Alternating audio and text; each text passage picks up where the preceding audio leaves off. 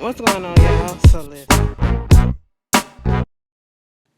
What's going on, y'all? So I am here on this uh shit. I ain't got nothing else to do. Okay, so I'm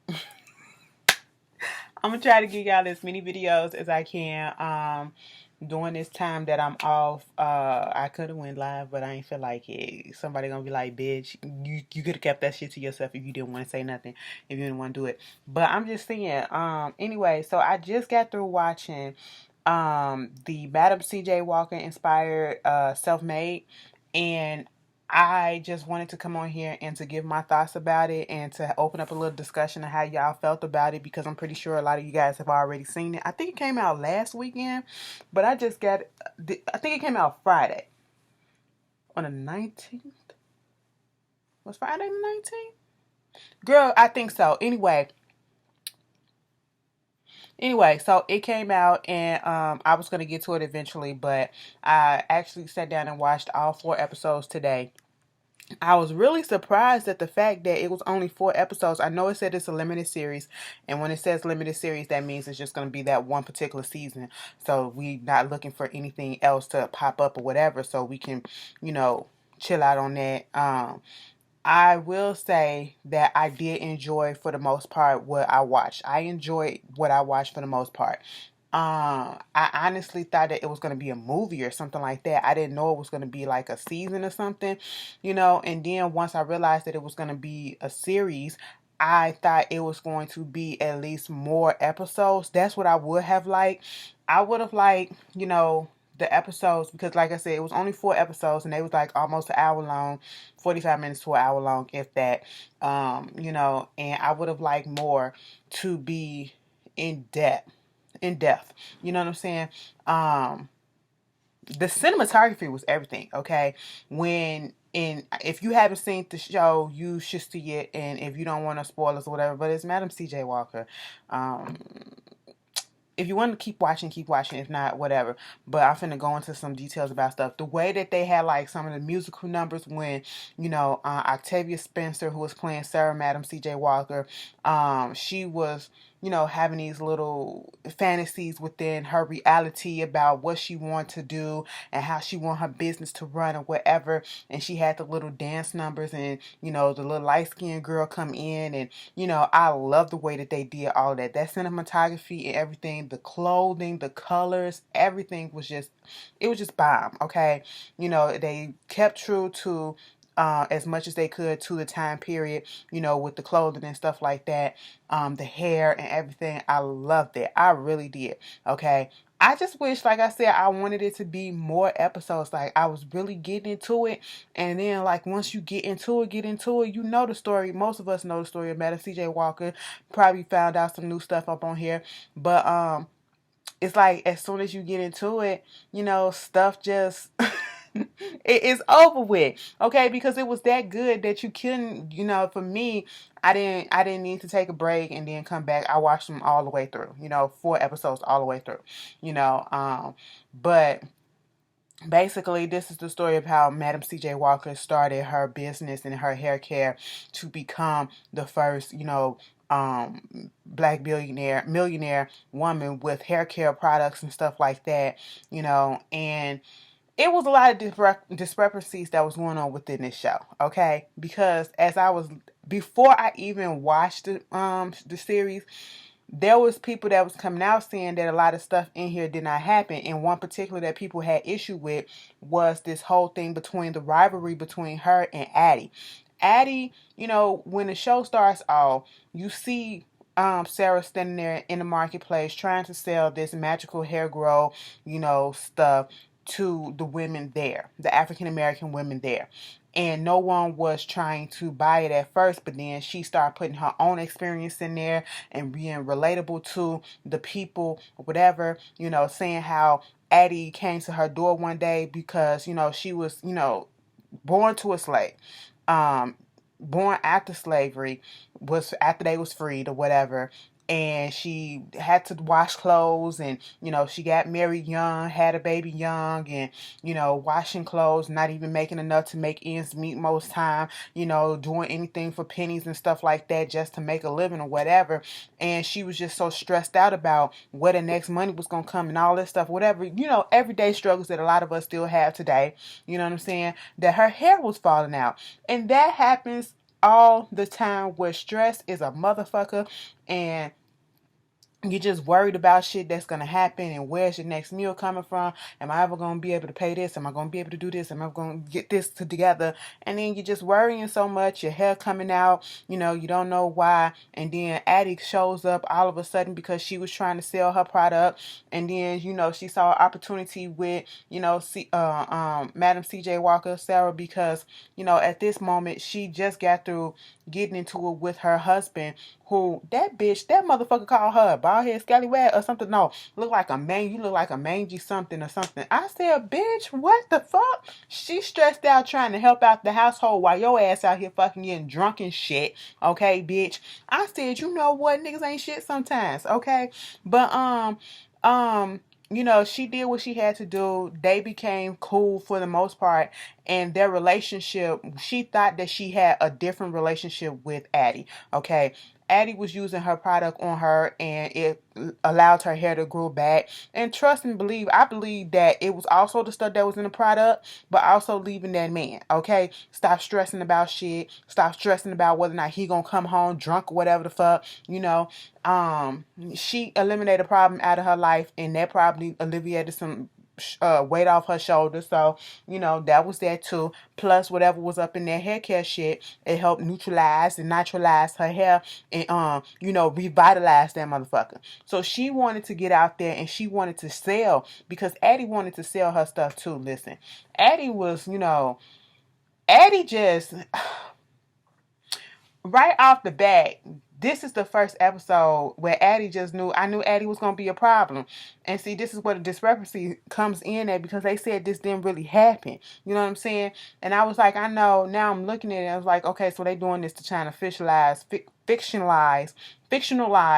and dramatize the show, to give us some little drama or whatever, sensationalize it and everything. But baby, Addie basically was like, no girl, you're not gonna come out here and sell anything, because don't nobody want to look at a person like you.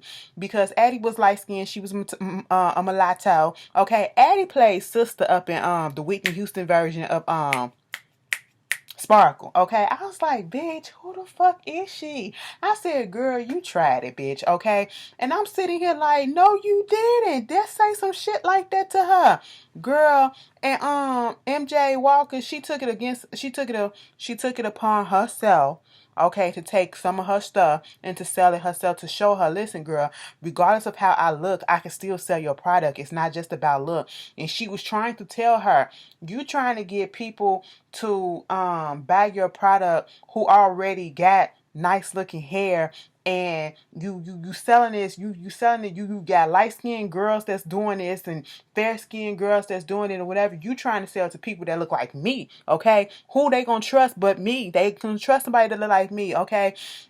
And I get both business plans. They could have worked in conjunction to each other, okay? But Addie wasn't having it. Let me tell you something. They basically made Addie seem like she was a greedy bitch. That's all it was. And she was all about herself. And she relied heavily on her skin color, because she was mulatto, she was light-skinned, she had long flowy hair or whatever.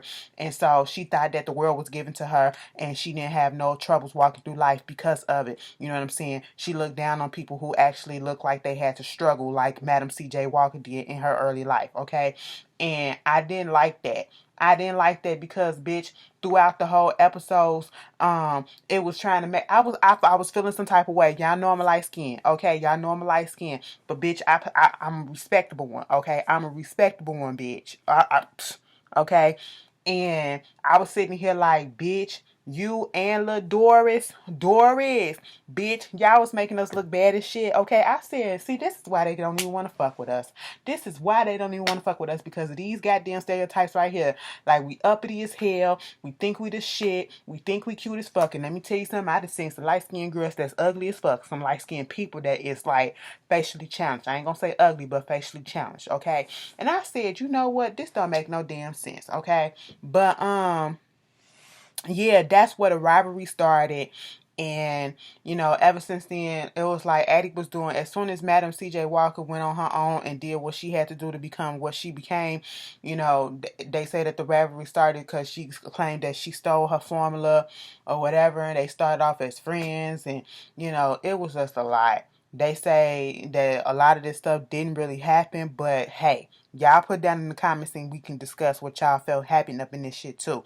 Okay. But to be quite honest, outside of Addie, I did like the development of the story, but Sarah, she was getting on my nerves. She was getting on my nerves. Okay, her second husband was played by Blair Underwood. Okay, he can play any ain't shit nigga role in the world, and he'll play that shit good.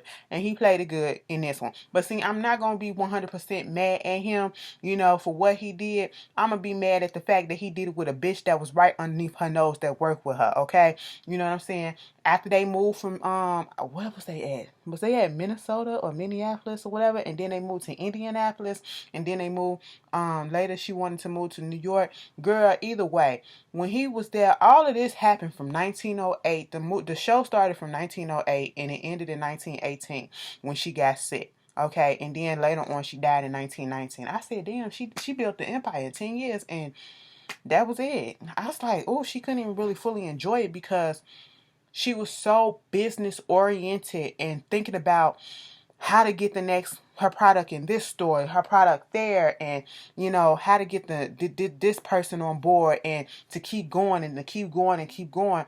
And I feel like she was just so business oriented and so focused and tunnel vision on that aspect of things because of the era that they was living in, where she had to prove that a woman, and not just a woman, a black woman, can come through and she don't need a man to speak for her, to do for her, look after her. She could provide for herself. She could do all this stuff for herself. She can own businesses. She can have people working under her, and she can take care of other people, and she can take care of herself. She just needed that. She didn't need a man. She wanted a man. That's what it was, I feel like. But then again, she didn't treat her husband as if he was her equal. And it kind of bothered me, even though she was the one that came up with the product or whatever. Allegedly, she was the one that came up with the product, because Addie claims that she stole her shit. Her husband was there on the advertising front. Her husband was there from the ground down up. You know what I'm saying? And she just kept on saying, my company, my company. Never said our company. Never made it as if he was a partner or as if he was her equal. And that kind of made him feel some type of way. And I'm watching it and I said, listen, I would feel some type of way too. Okay? Would I have reacted the way that he did by fucking around on her?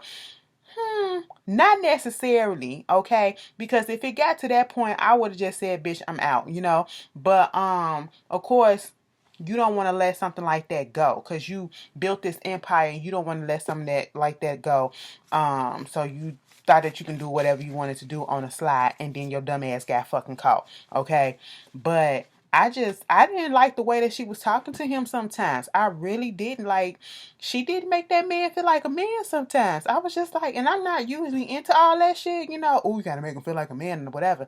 But she was very emasculating at some certain points. I just didn't like how it's like almost at sometimes she just forgot about the motherfucker. Like, forget that man was your husband and not just your employee or somebody that was working and trying to help you out,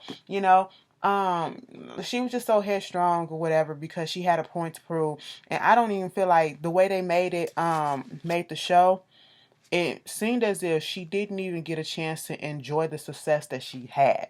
And like I said, one of the things was she always quoting Rockefeller, and she wound up having a house in the same neighborhood, right? Being neighbors to him. And, so that was something that she accomplished that she probably dreamt of, and I do like the fact that they did put in there her issues with her own color, because people like Addie and others around her, this, you know, when they was trying to come up with the ads and everything, and the Walker girls, he basically just turned the Walker girl from a white girl.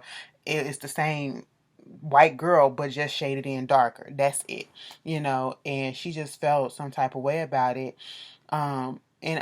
She had a little complex, and it's understandable because everybody looked at, especially black back then, lighter is best. Lighter gets a lot of, you know, more attention, straighter hair, lighter skin, fair skin. You get more opportunities or whatever, and we still see that today, unfortunately. You know what I'm saying? And so, I'm glad they touched on that. But yeah, Tiffany Haddish was in there playing her daughter. Girl, I was like, they lesbian. She's a lesbian. Truth be told, they could have gave this role to somebody else. All right, I really wish, and I have nothing against Tiffany Haddish, and I respect her trying to go out for different type of roles or whatever, but this role they really could have gave to somebody else. And I'm not saying that she did horrible like everybody trying to say, oh, she did such a bad job. She didn't do a bad job. It's just that I didn't see Madam C.J. Walker's daughter. I didn't see her in this timepiece, okay? This period piece. I kept seeing, like everybody was saying, I kept seeing Tiffany Haddish. That's what I was seeing, okay? But for the most part, she did an okay job, but I just wish they would have given it to somebody else. And let me tell you something, her husband ain't shit. The niggas in this show ain't shit. I said, you up here in your feelings or whatever. If you felt some type of way, why you just didn't divorce the girl and get away from the family, okay? That's what I ain't understand. You doing all this to sabotage this lady who gave you a goddamn job for what? For what? You burnt down her goddamn place first of all, and then you in your feelings, and so you gonna become a spy, girl. I said, ain't this some bullshit? But yeah. So you know, she finally accomplished what she really wanted to accomplish at the end. And I was glad to see that we all know the story, okay, from Madam C.J. Walker, you know, and how she got her name and all that stuff. And, you know, when she passed away, I just, like I said, it was a good series. It kept my attention. You know, it had some points in there where I was laughing my ass off, and, you know, I was just like shocked at some shit. You had the uncle from goddamn, what is his name? The uncle from Jamie Foxx show was playing Blair Underwood's father. And then you had, oh my god, it was so many people. Bill Bellamy was in there playing Sweetness, playing Sweets or whatever. I forgot the guy that named Ransom. I forgot who he played. He played in a lot of stuff. You had on Scandal, the dude that replaced Harrison, aka Columbus Short, he was in there. The one that was fucking around with Michaela from How to Get Away with Murder, he was in there. I said, look at this. It was like the who's who of niggas up in here, black actors and actresses up in there. And I was so proud of it. So, you know, I would say I would give this I give it an 8.5 out of 10. It was really nice though. It only gave it an 8.5 because of the things that I've already mentioned, but it was really good. I can actually sit down and rewatch it again. You know, if I'm you know, have some spare time. I would say give it a try, watch it, and you know, if you already watched it, discuss it down in the comments how you felt about it. I gotta look at Little Fires Everywhere. I think that's the next thing I'm gonna watch tomorrow. While washing my clothes and stuff. And then I'm probably gonna watch the Tiger thing or whatever. People been talking about that as well. So, you know, you might get a couple of videos from me about the stuff or whatever. I don't know. Or we'll see. But y'all tell me how y'all feel. And did you enjoy the show? Did you wish it was more? How did you think of it? And I'll talk to y'all later. Peace. Be safe.